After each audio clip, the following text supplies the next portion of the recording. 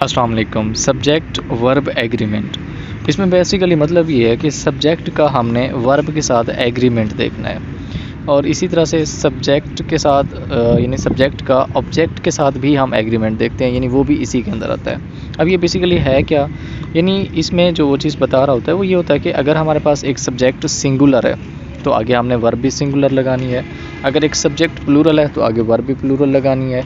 और सेम इसी तरह से अगर हमारे पास सब्जेक्ट सिंगुलर है, यानी सिंगुलर से मुराद ये है कि जो हमारे पास जैसे नाउन है, क्योंकि सब्जेक्ट बेसिकली नाउन होता है, तो आगे जो ऑब्जेक्ट होता है वो हमेशा प्रोनाउन यूज़ होता है। तो जो प्रोनाउन के डिफरेंट केसेस होते हैं हमारे पास, जैसे सब्जेक्टिव केस है, ऑब्जेक्टिव केस है, पोजेसिव प्रोनाउन, पोजेसिव एडजेक्टिव या रिफ्लेक्सिव फॉर्म होती है, तो उसका भी हमने एग्रीमेंट करना होता है। लाइक अगर मैं पहले यहाँ पे यूज़ कर रहा हूँ कि आई यूज़ कर रहा हूँ, तो आगे साफ ज़ाहिर है जब मैं ऑब्जेक्टिव फॉर्म यूज़ करूँगा तो मी यूज़ करूँगा, उसमें मैं माइंड तो यूज़ नहीं कर सकता ना, आवर यूज़ कर सकता हूँ। ठीक हो गया। तो ये यानी दो तरह के हमारे पास एग्रीमेंट होते हैं। आप ये एग्जांपल भी देख सकते हैं, जैसे नॉर्मा वांट या wants money to improve her lifestyle. अब देखिए नॉर्मा हमारे पास यहाँ पे सब्जेक्ट क्या है, इसमें जो एक सबसे कॉमन मिस्टेक होती है वो हमें आइडेंटिफाई करना होता है सब्जेक्ट को। सबसे पहले हमारे पास ये देखें, यहाँ लिखा हुआ भी है कि सब्जेक्ट क्या है, what is subject, subject singular है या प्लूरल है। जब हमें किसी सेंटेंस के अंदर सब्जेक्ट का पता लग जाएगा कि आया वो सिंगुलर है या प्लूरल है, फिर तो हम इजीली उसको फाइंड आउट कर सकते हैं। तो यहाँ पे हमने देखना है। अच्छा, सब्जेक्ट भी दो तरह से होते हैं, एक होता है सब्जेक्ट वर्ड और एक होता है सब्जेक्ट की एट्रीब्यूट्स। ठीक है ना। तो लेकिन जो हमने वर्ब या आगे हेल्पिंग वर्ब है या जैसे ऑब्जेक्ट है, उसका जो एग्रीमेंट करना है वो सब्जेक्ट की एट्रीब्यूट खसूसियत से नहीं करना, बल्कि सब्जेक्ट वर्ड से करना है, यानी जो मेन सब्जेक्ट जिसे हम कह सकते हैं उससे करना होता है। अब यहाँ पे देखा हमारे पास मेन सब्जेक्ट क्या है, नॉर्मा। नॉर्मा सिंगुलर है प्लूरल है, सिंगुलर है, तो इसलिए आगे हमने वर्ब भी फिर इसके साथ सिंगुलर लगाई, यानी वांट्स। ठीक है ना। आप नीचे वही देख सकते हैं, नॉर्मा सिंगुलर है तो वर्ब जो है वो भी सिंगुलर है। अच्छा, कुछ स्टूडेंट्स को ये भी नहीं पता होता कि सिंगुलर वर्ब कब होती है और प्लूरल वर्ब कब होती है, क्योंकि ये एस या ई एस का इजाफा होता है, तो इसको आपने जहन नशीन कर लेना है। अगर हम किसी नाउन के साथ एस या ई एस लगा दें तो वो प्लूरल बन जाता है, जैसे बुक से बुक्स हो जाता है, वॉच से वॉचेस हो जाता है। लेकिन अगर हम किसी वर्ब के साथ एस या ई एस लगा दें, ठीक है ना, तो वो सिंगुलर हो जाता है, वो प्लूरल नहीं होता। ठीक है ना। और इस तरह से अगर हमारे पास ये देख सकते हैं आप, ये सिंगुलर है, और जो प्लूरल वर्ब होती है, जो बेस फॉर्म ऑफ वर्ब होती है, दैट इज़ प्लूरल वर्ब। यानी अब जैसे गो है हमारे पास, गो क्या है, ये एक प्लूरल वर्ब है। अगर इसके साथ मैं एस या ई एस का इजाफा कर दूं, गोज़ कर दूं, तो वो सिंगुलर हो जाएगी। यहाँ पे ये मिस्टेक लिखी हुई है, ये जैसे उसने रन लिखा हुआ है तो आगे रन्स है, तो जो रन है हमारे पास ये सिंगुलर नहीं है बल्कि ये प्लूरल वर्ब है, और आगे रन्स जो है वो सिंगुलर है। ठीक हो गया। इस तरह से आप ये नीचे और भी एग्जाम्पल, जैसे गेट है, ये हमारे पास सिंगुलर है, सॉरी प्लूरल वर्ब है, और आगे जो है वो गेट्स वो प्लूरल है, सिंगुलर है। इस तरह से विन है हमारे पास, ये प्लूरल वर्ब है, और आगे विंस जो है वो क्या है, वो सिंगुलर है। कहने का मतलब ये है जो रूट फॉर्म ऑफ वर्ब है या जो बेस फॉर्म ऑफ वर्ब है, यानी जो ओरिजिनल वर्ब की फॉर्मेट है या शेप है, वो हमेशा प्लूरल होता है। अगर उसके साथ हम एस या ई एस का इजाफा करें तो वो क्या बन जाएगा, सिंगुलर बन जाएगा। लेकिन नाउन का उल्ट है, नाउन अगर ओरिजिनल फॉर्मेट में है तो वो सिंगुलर है। अब जैसे देखो ना, एक बुक है तो बुक क्या है, सिंगुलर है, यानी एक नाउन है। अब बुक के साथ अगर हम एस या ई एस का इजाफा करते हैं तो वो प्लूरल बन जाएगा। लेकिन वर्ब जो होती है वो पहले से ही प्लूरल होती है, उसको सिंगुलर बनाने के लिए हमें उसके साथ एस या ई एस का इजाफा करना पड़ेगा। आप देख सकते हैं, जैसे शू है तो शूज़ हो जाएगा, पेन है तो पेन्स हो जाएगा, और साथ में ये वर्ब भी दिया हुआ है। यहाँ पे आप एक और सेंटेंस भी देख सकते हैं कि in the room of the academy is are many boys sitting. अब देखिए, जो मैंने अभी आपसे बात की थी ना कि जो मेन वर्ब होता है, यानी जो मेन सब्जेक्ट होता है, उसके हिसाब से हमने वर्ब या हेल्पिंग वर्ब लगाने होते हैं। हमने आइडेंटिफाई करना होता है यहाँ पे हमारा मेन सब्जेक्ट कौन सा होता है। किसी भी एक सेंटेंस के अंदर बहुत सारे सब्जेक्ट हो सकते हैं, सब्जेक्ट से मुराद नाउन हो सकते हैं। अब यहाँ पे एकेडमी जो है वो भी एक नाउन है, लेकिन हमने सब्जेक्ट का मतलब क्या होता है उस चीज़ को समझना। अब यहाँ पे देखें, कोई एकेडमी काम कर रही है, नहीं, काम कौन कर रहा है, काम यहाँ पे बॉयज़ कर रहे हैं, यानी जो वहाँ पे बैठे हुए हैं कुछ लिख रहे हैं। तो ये भी हमने आइडेंटिफाई करना है, यानी नाउन, हर नाउन को सब्जेक्ट नहीं मान लेना, उस नाउन को सब्जेक्ट मानना है जो आगे कुछ काम भी कर रहा हो। अब यहाँ पे देखें ना, मैनी बॉयज़ सिटिंग, अब यहाँ पे बैठे हुए कौन है, बॉयज़ बैठे हुए हैं, एकेडमी तो नहीं बैठी हुई ना, तो काम कौन कर रहा है, बॉयज़ कर रहे हैं या एकेडमी कर रही है। हालांकि हमारे पास हैं तो दोनों नाउन, तो जो चीज़ काम कर रही होगी वो हमारा सब्जेक्ट होगा। यहाँ पे बॉयज़ काम कर रहे हैं, यानी आगे वो बैठे हुए हैं, नाच रहे हैं, लिख रहे हैं, जो भी कर रहे हैं। तो दैट्स वाई हमारे पास जो अब यहाँ पे हमारे पास जो नाउन होगा या जिसे हम सब्जेक्ट बोलेंगे, और इस सब्जेक्ट को जो यानी स्टार्ट ऑफ सेंटेंस में ना आए, आगे जाके किसी सेंटेंस में आए, इसे हम डिले सब्जेक्ट बोलते हैं। ठीक हो गया। तो मैनी बॉयज़, ये तो बड़ा सिंपल है, यानी प्लूरल नाउन है हमारे पास, तो इससे पीछे हम जो वर्ब लगाएंगे, अच्छा ये वर्ब के अंदर ही हेल्पिंग वर्ब आ जाता है। ये जब हम वर्ब का टॉपिक पढ़ेंगे तो उसके अंदर ये हम डिटेल में डिस्कस करेंगे। 3-4 टाइप होती हैं वर्ब की। मैं इसको अभी इसलिए यानी अभी वर्ब बोल रहा हूँ, हेल्पिंग वर्ब नहीं बोल रहा कैटेगरिकली। तो ये इसको अभी आपने भी वर्ब ही समझना है, यानी यहाँ पे अब वर्ब हमने प्लूरल लगाना है, इज़ या आर, तो हमने यहाँ पे और लगाया हुआ है। ठीक हो गया। उसके बाद हमारे पास ये टॉपिक होता है, इसे हम कंपाउंड सब्जेक्ट भी बोलते हैं, या इसे हम बोलते हैं सब्जेक्ट वर्ड 1। अब कंपाउंड सब्जेक्ट इसको इसलिए इस बेस पे बोलते हैं क्योंकि इसमें हमारे पास 2 सब्जेक्ट होते हैं, यानी 2 सब्जेक्ट एक साथ होते हैं। उन 2 सब्जेक्ट के दरमियान में कोई लफ्ज़ होते हैं, कुछ कीवर्ड होते हैं, कुछ प्रेपोजिशन होती हैं, तो वो प्रेपोजिशन उन 2 सब्जेक्ट को आपस में जोड़ रही होती हैं। जब भी एक सब्जेक्ट से ज़्यादा सब्जेक्ट होते हैं, यानी 3 हों, 4 हों, 5 हों, तो उन्हें हम फिर कंपाउंड कम्प्लेक्स या कंपाउंड कम्प्लेक्स, वो आगे आप टाइप पढ़ेंगे सेंटेंस, यानी जो स्ट्रक्चर ऑफ सेंटेंस होता है उसकी। तो दैट्स वाई इसे हम कंपाउंड सब्जेक्ट कह रहे होते हैं। और आपने इसको पढ़ा होगा सब्जेक्ट वर्ड 1। अब ये सब्जेक्ट वर्ड 1 क्या होता है, यानी अगेन वही बात, 2 सब्जेक्ट होते हैं और इनके बीच में कोई प्रेपोजिशन होती है। तो जब भी इस तरह का कोई आपके पास सेंटेंस आ जाए कि जिसके अंदर 2 सब्जेक्ट मौजूद हों और उन 2 सब्जेक्ट के बीच के अंदर कोई प्रेपोजिशन लगी हो, तो वहाँ पे सब्जेक्ट वर्ड 1 का रूल अप्लाई होगा।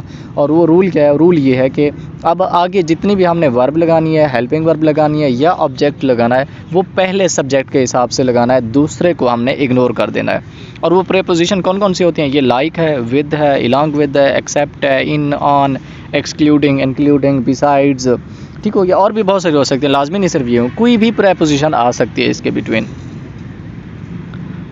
जैसे इन एडिशन है, अकॉम्पनेड है, ये सारी चीज़ें। आप यहाँ पे एग्जांपल भी देख सकते हैं, द अटैक ऑफ लोकस्ट्स। अब देखें यहाँ पे हमारे पास अटैक क्या है, ये एक सब्जेक्ट है, यानी हमला करना। ठीक हो गया।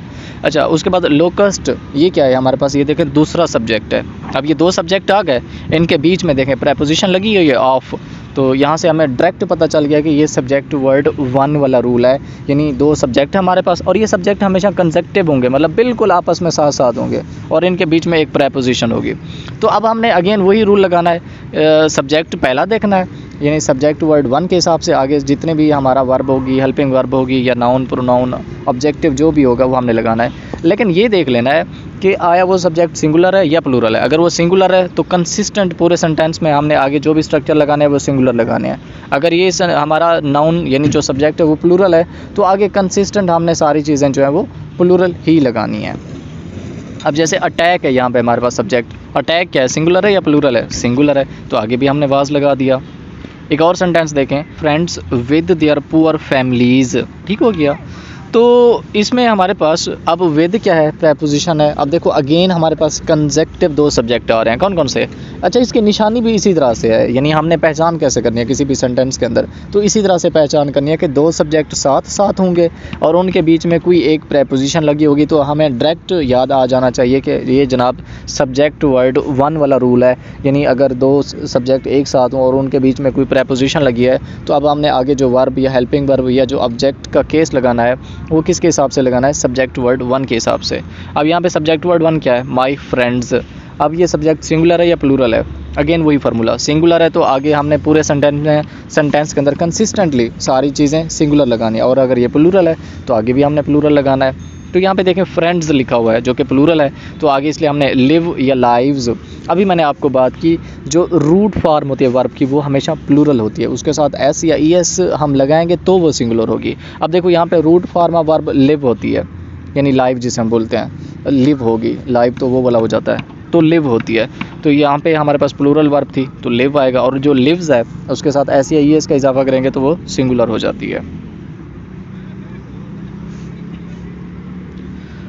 उसके बाद हमारे पास जो दूसरा कंपाउंड सब्जेक्ट के अंदर यानी आता है, इसको हम बोलते हैं सब्जेक्ट वर्ड 2। इसमें भी अगेन हमारे पास 2 सब्जेक्ट होते हैं लेकिन अब यहाँ पे अगेन कुछ कीवर्ड है। यहाँ पे जो हमने वर्ब या हेल्पिंग वर्ब लगानी है या आगे जो ऑब्जेक्टिव का केस लगाना है वो अब हमने दूसरा सब्जेक्ट के हिसाब से लगाना है। ये बड़ा सिंपल है। आप ये वाला याद कर लो, ऊपर वाला आपको ऑटोमेटिक याद हो जाएगा, क्योंकि इसके सिर्फ 3 कीवर्ड हैं। ऊपर वाले के तो अच्छी खासी प्रेपोजिशन है ना, वो बंदा भूल सकता है उसमें। यानी ये हैं दोनों कंपाउंड सब्जेक्ट। पहले में हमने क्या कहा था कि अगर 2 सब्जेक्ट आ जाएं और उनके बीच में कोई प्रेपोजिशन आ जाए तो हमने वर्ब जो लगानी है या आगे हेल्पिंग वर्ब वो पहले सब्जेक्ट के हिसाब से लगानी है। अब इस यानी ये जो दूसरा सब्जेक्ट वर्ड टू इसे हम रूल दे रहे हैं, इस सब्जेक्ट वर्ड टू के अंदर ये रूल है कि अगर ये वाले कीवर्ड आ जाएं, यानी जैसे ईदर है, इसके बाद सब्जेक्ट वर्ड 1 होगा, फिर आगे आर होगा, फिर सब्जेक्ट वर्ड 2 होगा, ये कम्बिनेशन इसी तरह से है, नीदर नॉर का, नॉट ओनली बट आल्सो का। तो अब आगे जो हमने वर्ब या हेल्पिंग वर्ब लगानी है, अब हमने सब्जेक्ट वर्ब 2 के हिसाब से लगानी है। लेकिन यहाँ पे एक बात सबसे इंपॉर्टेंट नोट करने वाली है, आप अक्सर भूल जाते हैं। वो क्या होती है कि ये जो वर्ड हैं, जैसे ईदर आर का कम्बिनेशन है, ये सम टाइम वो कम्बिनेशन इनका उल्ट कर देता है। कैसे?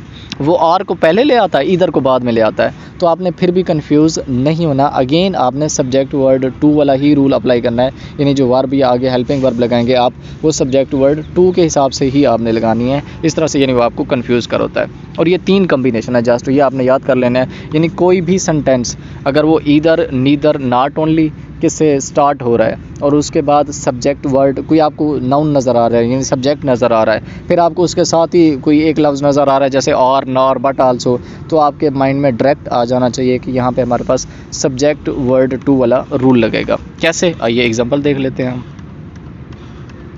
ये देखें, आई हमारे पास ये सब्जेक्ट वर्ड 1 है, फिर लिखा हुआ है और आगे क्या है? यू। अच्छा, इस चीज़ में एक और चीज़ भी मैं आपको यहाँ पे समझा दूँ। हो सकता है वो ये वाला जो यानी हमारे पास ईदर है, नीदर है, नॉट ओनली है, ये सम टाइम ये नहीं भी देता, इसको वो एग्जाम्प्ट कर लेता है। लेकिन वो ये 3 स्ट्रक्चर लाजमी देता है, सब्जेक्ट 1, उसके बीच में और, नॉर, बट आल्सो, फिर आगे सब्जेक्ट 2, मतलब ये 3 चीज़ें वो लाजमी देता है। तो ये अगेन वही स्ट्रक्चर बन जाता है, यानी हमारे माइंड में आ जाना चाहिए। वो जैसे सब्जेक्ट वर्ड 1 वाला है कि अगर बीच में हमारे पास और, नॉर, बट आल्सो आ जाता है, उससे पहले एक सब्जेक्ट है और उसके बाद एक सब्जेक्ट है। अब जो हमने वर्ब लगानी है वो सब्जेक्ट वर्ड 2 के हिसाब से लगानी है। यहाँ पे आप इसको सिंपलीफाई ऐसे भी कर सकते हैं, अगर हमारे पास 2 सब्जेक्ट के बीच में कोई प्रेपोजिशन आ जाती है तो हमने जो वर्ब या हेल्पिंग वर्ब लगानी है वो सब्जेक्ट वर्ड 1 के हिसाब से लगानी है। अगर 2 सब्जेक्ट के बीच में हमारे पास ये 3 वर्ड आ जाते हैं, और है, नॉर है, बट आल्सो है, या ये शफल होके ईदर, नीदर, नॉट ओनली आ जाते हैं, तो अब हमने जो वर्ब या हेल्पिंग वर्ब लगानी है वो सब्जेक्ट वर्ड 2 के हिसाब से लगानी है। अब यहाँ पे आप देख सकते हैं, आई सब्जेक्ट वर्ड 1 है और फिर और आ गया और आगे है यू यानी सब्जेक्ट वर्ड 2। तो अब आगे हमने जो वर्ब या हेल्पिंग वर्ब लगानी है वो इस सब्जेक्ट वर्ड 2 के हिसाब से लगानी है, जो कि यहाँ पे एम नहीं आएगा बल्कि आर आएगा, यानी you are going to marry, आगे जो भी है। ठीक हो गया। उसके बाद हमारे पास कुछ डिसेप्टिव नाउन होते हैं। डिसेप्टिव नाउन से मुराद ये होता है कि डिसेप्टिव का मतलब होता है धोखा देने वाला। यानी इन नाउन की, यानी नाउन को से मुराद सब्जेक्ट कह लें इनको, इनकी शक्ल ऐसे होती है कि ये धोखा देने वाले होते हैं। जैसे वो फरेबी होता है ना, यानी दोस्ती किसी और से और आगे की बातें किसी और से, तो इनका काम भी यही होता है। ये शक्ल से हमें बड़ा कुछ और ही लगते हैं, लेकिन जब ये आगे अपना रिलेशन बनाते हैं, एग्रीमेंट करते हैं बेचारी वर्ब के साथ, तो ये वर्ब कोई और ले जाते हैं। शक्ल से तो हमें ऐसा लगता है कि ये सिंगुलर वर्ब लेके जाएगा, लेकिन ये एक्चुअल में फिर प्लूरल वर्ब लेके जाते हैं। तो आइए देख लेते हैं इनको।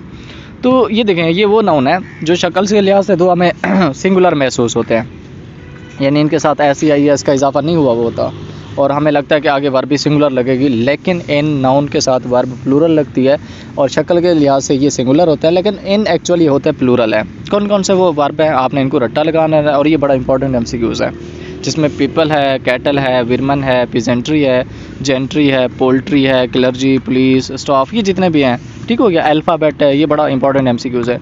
ऑफ स्प्रिंग है, यहाँ पे एक चीज़ आपने नोट करनी है, ये लफ्ज़ 2 अक्सर यूज़ होते हैं, एक होता है ऑफ स्प्रिंग और एक होता है सिबलिंग्स। तो आपने नोट इसमें फ़र्क ये करना है, सिबलिंग्स के साथ एस लाजमी लगता है, यानी वो सिर्फ सिबलिंग नहीं होता बल्कि सिबलिंग्स होता है, लेकिन ऑफ स्प्रिंग के साथ एस नहीं लगता। ये अक्सर मिस्टेक भी बन जाती है एग्रीमेंट मिस्टेक के अंदर। ठीक हो गया। इस तरह से ज्यूरी है, रिचेज़ है, जो भी है, आप यहाँ पे ये एग्जांपल भी देख सकते हैं।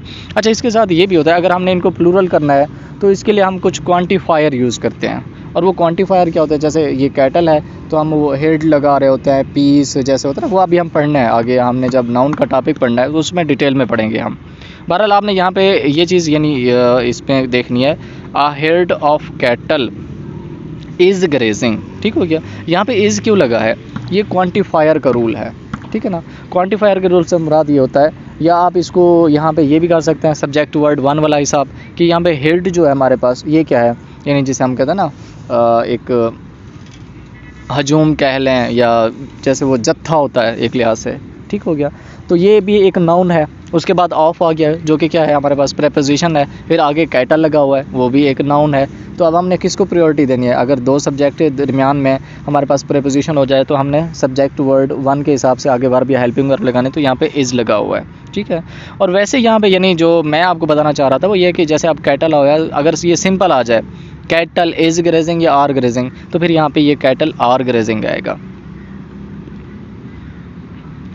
इसी तरह से हमारे पास कुछ ऐसे नाउन भी होते हैं जो शक्ल के लिहाज से प्लूरल होते हैं, यानी हमें ऐसा लगता है ये प्लूरल नाउन है, लेकिन इन हकीकत वो सिंगुलर नाउन होते हैं। और आगे वर्ब या हेल्पिंग वर्ब या जो ऑब्जेक्ट का केस होता है उनका वो भी वो सिंगुलर ही लेते हैं। जिसमें हमारे पास ये कुछ लिस्ट हैं, जैसे न्यूज़ है, समन है, वेजेस है, इनिंग्स है, सीरीज़ है, फिर डिजीज़ हैं। इस तरह से हमारे पास कुछ जैसे एड्स है, रेबीज़, मीज़ल्स, मम्स, बिलियर्ड्स, ये जितने भी हैं। इस तरह से हमारे पास कुछ गेम्स और स्टडी डिसिप्लिन आ जाता है, स्मोकर्स, जिमनास्टिक्स, एथलेटिक्स है, एथिक्स है, मैथमेटिक्स है, इकनॉमिक्स, ये सारे जितने भी हैं। और कुछ यूनाइटेड स्टेट जैसे है, कुछ बुक के नाम्स भी आ जाते हैं हमारे पास, जैसे द अरेबियन नाइट्स है, ठीक है ना।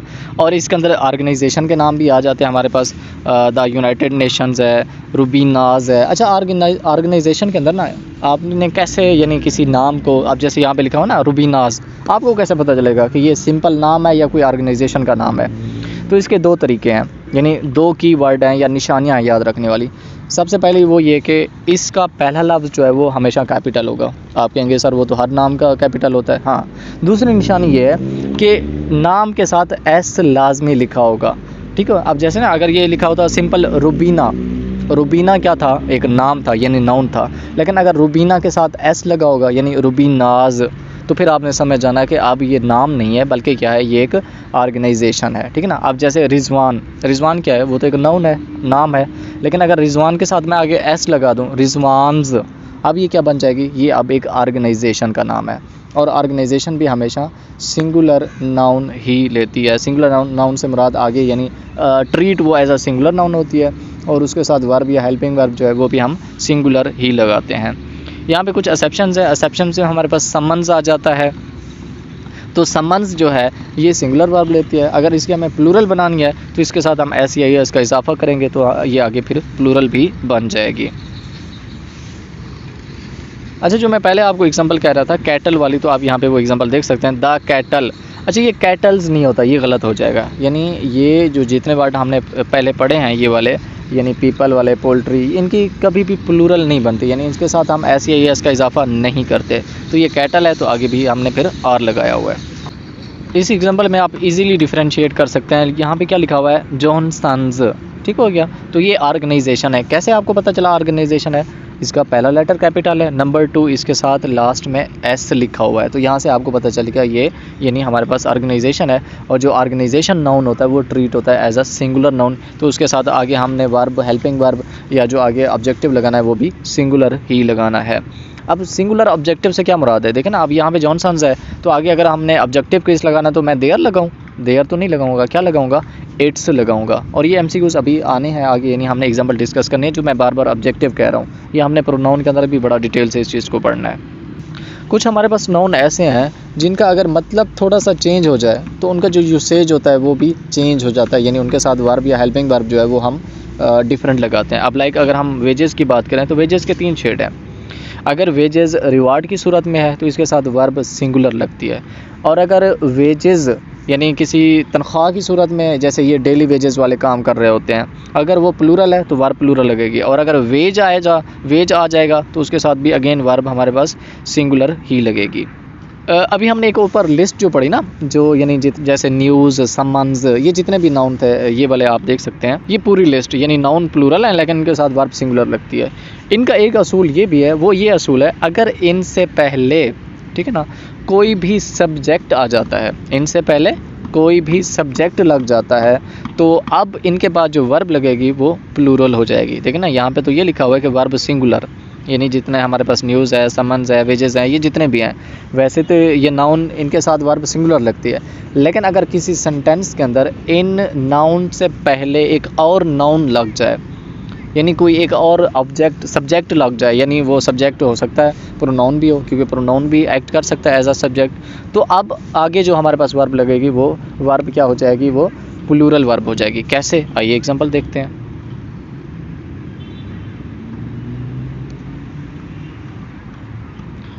यहाँ पे देखें आप, हिज स्टैटिक्स। अब देखें ये स्टैटिक्स आ गया, ये क्या हमारे पास नाउन है, वही नाउन है जो अभी हमने ऊपर देखा। इससे पहले देखें क्या लिखा हुआ है, हिज लिखा हुआ है। हिज क्या है, हमारे पास प्रोनाउन है, और ये प्रोनाउन क्या है, प्रोनाउन यहाँ पे एज अ सब्जेक्ट यूज़ हो रहा है। तो जब भी इन तमाम नाउन से पहले कोई एक प्रोनाउन या एक और नाउन, ठीक है ना, एज अ सब्जेक्ट यूज़ हो, तो आगे अब हमने जो वर्ब या हेल्पिंग वर्ब लगानी है वो प्लूरल लगानी है। तो आप देख सकते हैं, अगर इस हिज को मैं कट कर दूं, मैं यहाँ से स्टार्ट करूं, स्टैटिक्स रिगार्डिंग मिनॉरिटीज़, तो अब यहाँ पे इज आएगा। अगर हिज को मैं ऐड कर दूं, हिज स्टैटिक्स रिगार्डिंग मिनॉरिटीज़, तो अब हमने आगे क्या लगाया हुआ है, आर लगाया हुआ है। ठीक हो गया।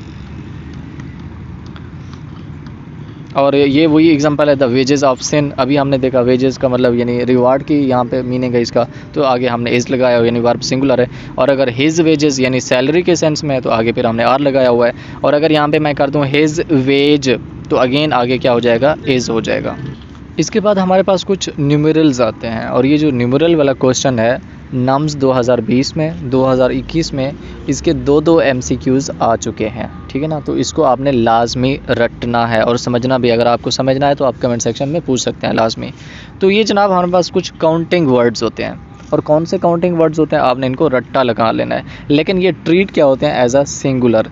तो जब ये ट्रीट होंगे एज अ सिंगुलर नाउन, तो आगे हमारे पास वर्ब या हेल्पिंग वर्ब क्या लगेगा, सिंगुलर। ऑब्जेक्टिव क्या लगेगा, वो भी सिंगुलर लगेगा। और वो कौन से हैं न्यूमेरल्स, वो ये हैं।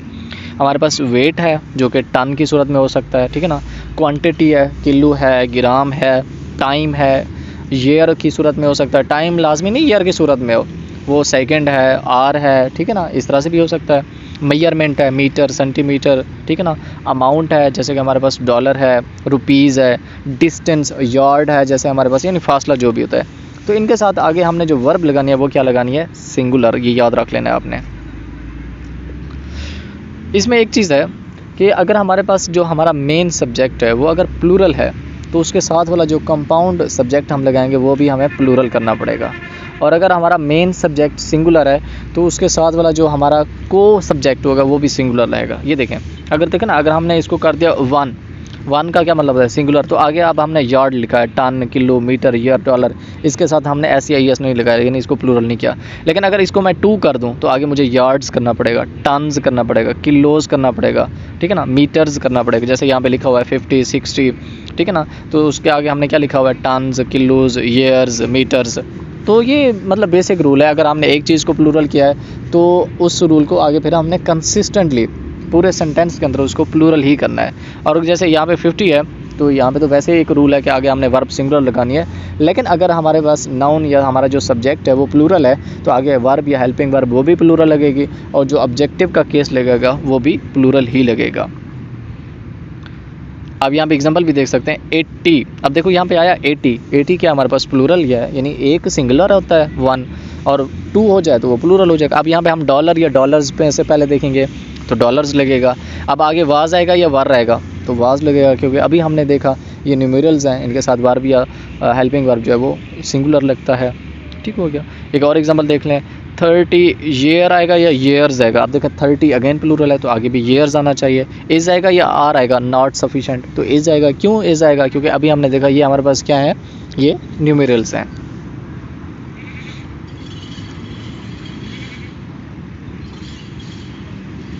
अच्छा, एक और एग्जांपल यहाँ पे लिखा हुआ है, ये 40 सोल्जर या सोल्जर्स। अब 40 आ गया, ये तो हमें पता चल गया, आगे तो सोल्जर्स आएगा।